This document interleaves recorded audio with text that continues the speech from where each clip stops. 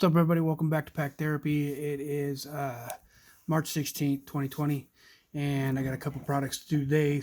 They're one of those, high-priced single-pack kind of deals. Well, sort of. So we're going to start. Actually, I'll probably do this one second. So I got a box of this year's regular Contender, and the last one, Contenders Optic. Last one I did was the first off the line, and then we're also going to do. It's a much bigger box. So I don't know why it's in such a big box. There's only 3 freaking packs in here, but so this is the 2019 limited. So like I said, we're going to start with the limited, and we'll do the Contenders second. And yeah, so I decided to do both of them since they're really small, products. And so hopefully we pull something decent out of here. I was going to do some basketball again, but even at my local card shop, prices were just ridiculously high. So we're going to try and do this here and see if we can pull something decent out. Maybe we'll get lucky. Pull a nice Bosa or Debo. Be nice. And then just hope for the best on the other way around. Let's see what we can do, though.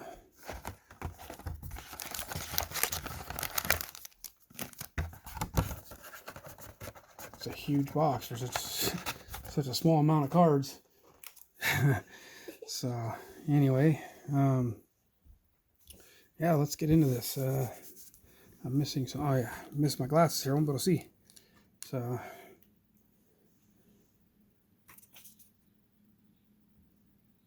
what does that say? What does it say? Get out of here with your McDonald's. The kid's already bugging me. I just got home a few minutes ago, and now they're bugging me to do McDonald's. Go figure.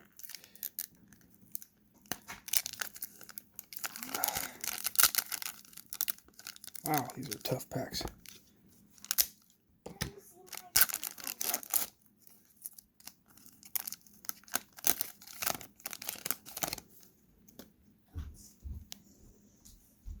So I don't remember exactly. Okay, so we'll pull straight from the back here. And so we got Dalvin Cook, Luke Kuechly. These are a much thicker base card too than your average cards. So it's kind of nice. I do like thicker stock cards. It's not a bad look. I like the clean white background. Makes the players pop in their home uniforms. And then the gold foil is pretty nice too. I'm not sure.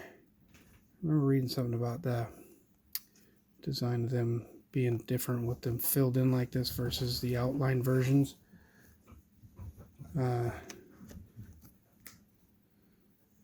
Philip Lindsay and Matthew Stafford. And then we're going to flip that over to a Benny Snell RPA 10 out of 75. Not a bad pull. It's on card. That's kind of nice. Set that over here for now.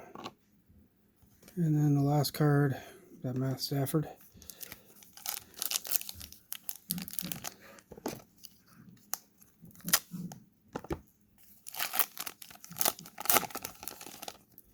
The famous Jameis on the backside. So Landon Collins, Jameis Winston, Keenan Allen, David Johnson, and that will reveal our rookie A.J. Brown to 199.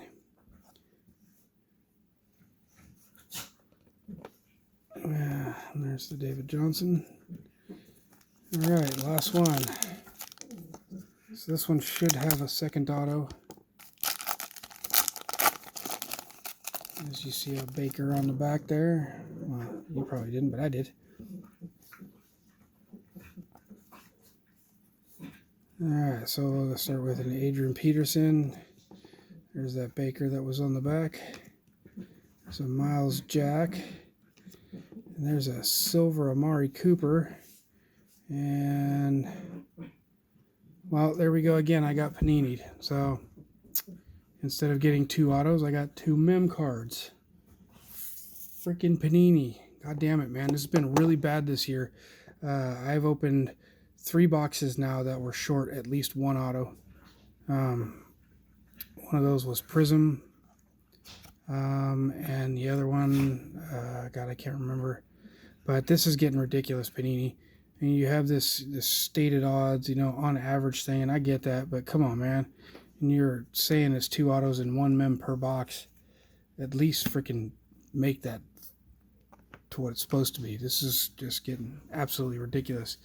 So, and then also we're getting, this kind of stuff with nicked corners and stuff. And that's pretty bad for a product that's, kind of pricey. And you're getting, what, 15 cards, something like that for $125, $130, and freaking they can't even get the cards to you safely, and then they can't even freaking pack the cards properly. Alright, so let's do this Contenders. Now, this configuration is pretty much identical to the first off the line, except for you don't get all the pretty low-end parallels that you do in the other one.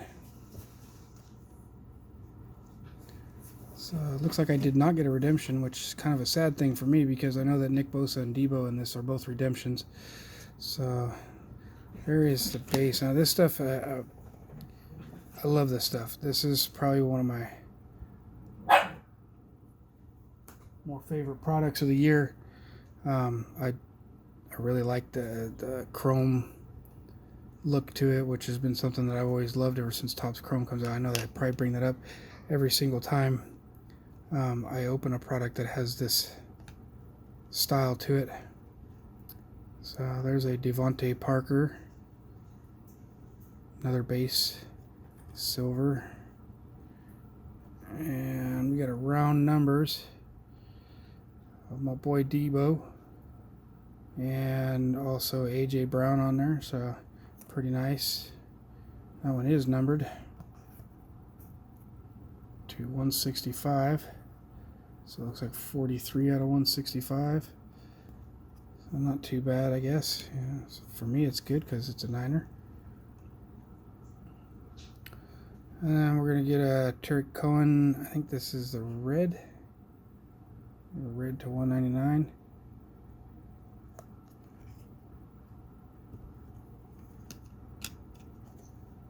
And Ty Summers, sticker auto, rookie ticket, base, I'm pretty sure of that. Yeah, not numbered. So there's the base version of the rookie autos. And then this one's pretty nice. Little Will Greer on card action. So that's pretty nice to pull. Another not numbered card. So pretty, not too great of a box. I mean, Will Greer's pretty nice card to pull. Would have been nicer if it was a parallel instead of 2 base autos, especially when the other guy is some guy I never even heard of. That kind of sucks. But again, as far as like the product review goes, it's a beautiful looking product. Really nice shine on that prism look to it. So I'm kind of really glad they decided to continue with the Optic series and the Contenders. I do like this chrome background even on the base cards. They look really nice. But I just love that chrome look, especially replacing where the white should have been. Kind of makes, like I said, again, it's just like the white where it really makes the player uniforms pop in their away jerseys. In their home jerseys, and their away jerseys aren't too bad either. But I like the way the chrome looks with this teal blue on the backgrounds. It's pretty nice. So again, not bad, not great. Both boxes were kind of I did get the Benny Snell on card, but again, I got Panini'd and got screwed out of an auto as usual. It's just something that Panini really needs to fix. I mean, it's getting pretty bad as far as them not holding up on their end of the deal when they, say something's going to be in a box and it's not there.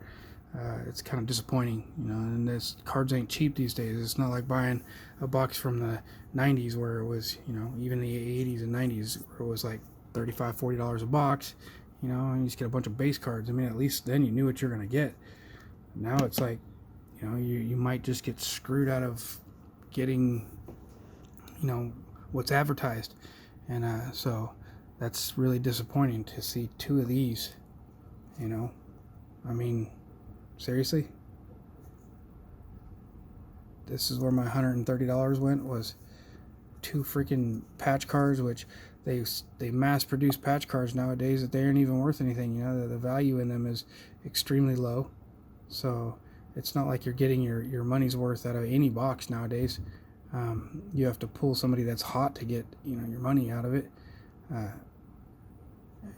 Yeah, it's kind of disappointing, especially when you get a number to 49 and it's just a piece of jersey. It's not even a patch. Now this is a large patch piece, but still, I mean, this might not even be a patch piece. It might just be a tightly woven jersey piece. But usually jerseys look like that, and these, you know, that tight weave is usually part of a patch. But still, I mean, $199 and I get more than likely a chunk of patch, versus $49 and I get just a piece of freaking jersey. It's just disappointing to see that kind of stuff. I'm not really disappointed in the players because, you know, Derrick Henry's a really good running back, so no disappointment there. And the A.J. Brown, you know, he's got good potential. But, you know, when this is the best card you pull in a box, it's, like I said, that's pretty disappointing. I mean, it's a nice card, but, I mean, overall, the box was kind of pretty bad, honestly. And not because of the players. Again, it's just because of, you know, get stuff like this where you get screwed out of a patch. I mean, out of an auto. It's just aggravating. But yeah, it is what it is. You know, you're always taking that chance. So that's kind of the downside to it. You know, it's pretty much gambling. So gambling without any actual monetary return. So, but anyway, yeah. Gonna try and come back with a box of Optic here maybe next week. We'll see how it goes with all the way, you know, here in California it's things are getting shut down everywhere, so we'll see how it goes next week. I know my company is shut down. I won't mention their name, but my company shut down for at least the next month, so we'll see how that goes. I'll still be at work, but in a line of, I work in a casino, so in my line of work, a lot of the people depend heavily on the tips that they make. So don't know how that's going to go. I know that my company is going to take care of everybody they're sending home for the next month. They are going to pay for their wages and stuff, so I thought I'd touch a little bit on that. Like I said, I won't mention my company, but I will say that they're very good at taking care of their employees. I hope everybody out there is staying safe, washing your hands, trying to stay, you know, clear and clean of this this so-called coronavirus. I don't know anybody personally, and I work in a casino and haven't ran into anybody that's showing heavy symptoms of colds or the flu or anything like that. And I talk to everybody that I come in contact with, as far as my coworkers and stuff, and nobody else has seen or heard or knows anybody that's infected by the so-called coronavirus. So, yeah, a lot of things are getting shut down. I know my casino is one of them companies to get shut down, and so we'll see how it goes. Hopefully, we don't get shut down on the in the hobby shops. I talked to them today, and they seem pretty confident that they will be open. So we'll see how it goes. Again, I don't rely on tips for my wages, but it's nice because it allows me to buy these kinds of things, to do these videos. But it's not my basis on doing it, so it just will limit on what I can buy next week. So hopefully I'm able to set aside enough for a box of Optic football. Again, basketball is just ridiculously priced right now, and I personally can't afford to spend $400 on a box of Optic. You know, and I was looking at prices today, and this is a shop, by the way, and it was $400 for a box of Optic. They didn't have any Prism Hobby. They had Fast Break in there, and Choice. Both were around 330 bucks, 325 bucks, somewhere in there. Again, I'm not going to pay that much for what's basically a retail product. One auto and 12 prisms or something like that. So it's just, to me, that's not a very good value in any format, especially when that price is being based on a couple of players, and if you want to get that value back, you have to pull one of those players. So that kind of makes it an easy choice for me not to pick those up. So, but anyway, on that note, I will be back hopefully next week with another break, and so we will see what's going on. Appreciate y'all watching. Thanks for stopping by. Y'all have a good day. Stay safe. Peace out.